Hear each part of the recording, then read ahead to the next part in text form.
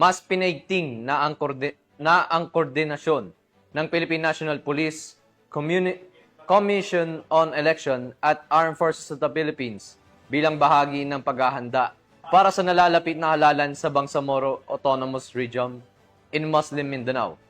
Patrolwoman Veronica Lagi sa ulat. Nagpulong ang 24 na election officers, opisyal ng COMELEC, PNP at AFP para matiyak ang malinis, mapayapa at kapani-paniwalang resulta ng kauna-unahang BARM parliamentary elections sa lalawigan ng Maguindanao del Sur na ginanap sa Dato Angal Mid-Timbang nito lamang ikadalawa ng Setyembre taong kasalukuyan. Pinangunahan ni Maguindanao del Sur Provincial Election Supervisor Attorney Alan Cadona ang naturang pagpupulong kasama si Provincial Director Police Colonel Salman Sapal at 61st Brigade Commander Brigadier General Edgar Catu.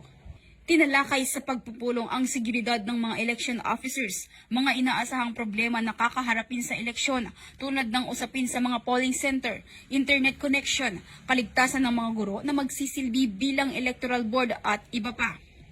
Layunin nito na mapag-usapan ang lahat ng hakbang upang maging matagumpay ang halalan at makamit ang zero election-related violent incident.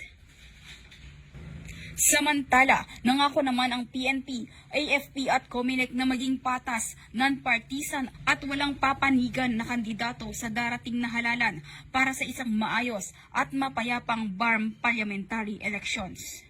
Mula rito sa rehiyon ng Bangsamoro, ako ang inyong Police News Network Correspondent, Patrolwoman Veronica Lagi, alagad ng batas, taga-taguyod ng Balitang Pulis.